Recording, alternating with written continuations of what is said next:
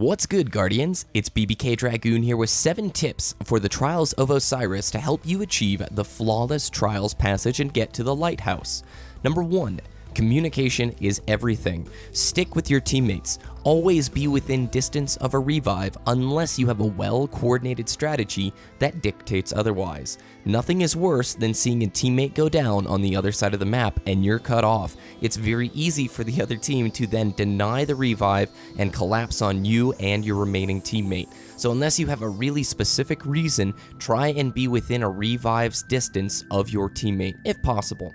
Number 2, do not be predictable. This is one of the most important factors in the trials. Teams that are predictable will lose more often than not.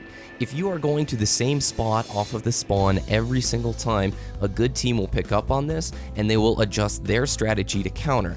It's a good idea to have a few plans in your back pocket that you've discussed with your team before the match begins so that you avoid doing the same thing over and over again. Sometimes a really fast rush to their heavy ammo or pushing the opposite direction of the map can throw the team off balance and give you the push you need to win that round.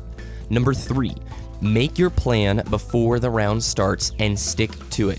Nothing is worse than someone abandoning the plan halfway through and leaving their teammates out to dry.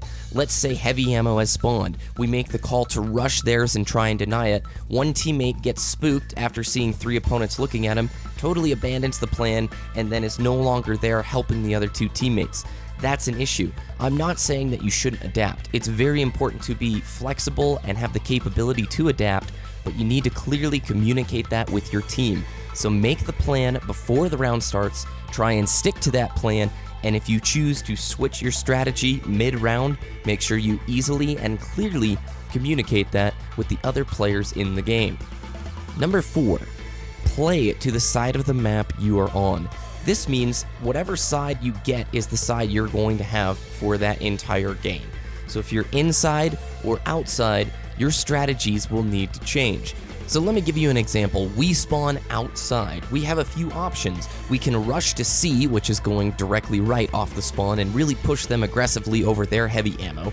We can rush through the middle if we want to catch them off during top mid, or we can play where we're at right now, which is over by A, and give a nice long sight line up to their top mid. Those are the things that need to be in your head as you're playing. If you're on the inside of the map, it will change your strategies as well. This comes from experience in knowing the map, and of course, since the maps are going to change each week, it's important that you know the maps enough to make these kinds of plans. Number 5, use the heavy weapon round to your advantage. Always have a clear plan for this round. This can clutch you the game more often than not. Whatever team gets to 3 round wins first, that next round will be when the heavy ammo spawns. So be paying attention for this. Make the choice before the round starts if you're going to try and shut down their heavy ammo. That means a fast push over to their side and trying to take their heavy or slay them before they get their heavy ammo. Or if you're going to sit on your side of the map and try and take your heavy. But you also need to be aware the other team might be trying to do the same thing. I had a few games where we each rushed each other's heavy ammos and missed the team entirely, so we just ended up taking one another's heavies and fighting again in the middle. Make sure you've got a plan because this is the momentum round. It can either get you back in the game or it can be the losing ticket for your team.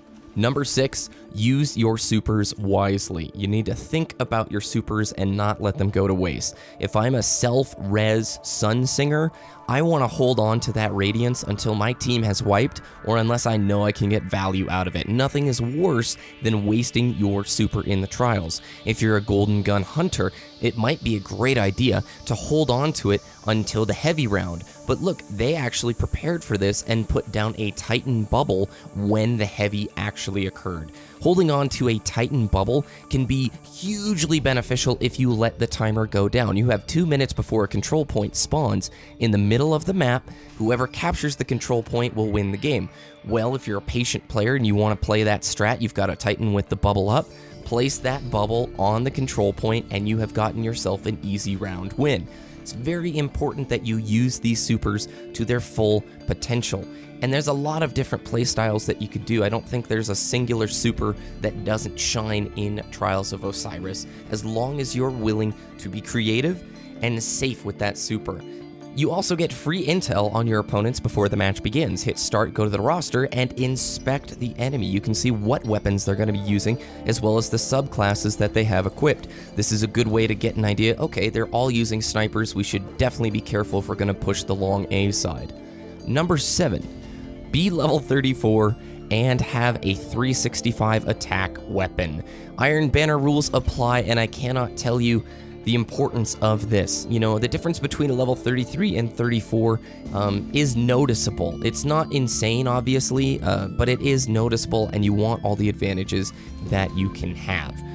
The difference between a level 34 and a level 32 is huge, so if possible, have yourself an ascended weapon and be level 34. The weapons that I like the best right now are Thorn, The Last Word, and Red Death. You're going to see these weapons show up quite a bit in the rounds.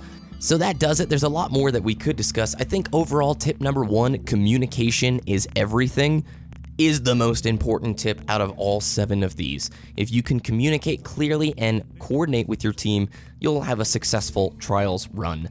Thanks for watching, everybody. I am BBK Dragoon. Hope you enjoyed, and we'll see you later, Guardians.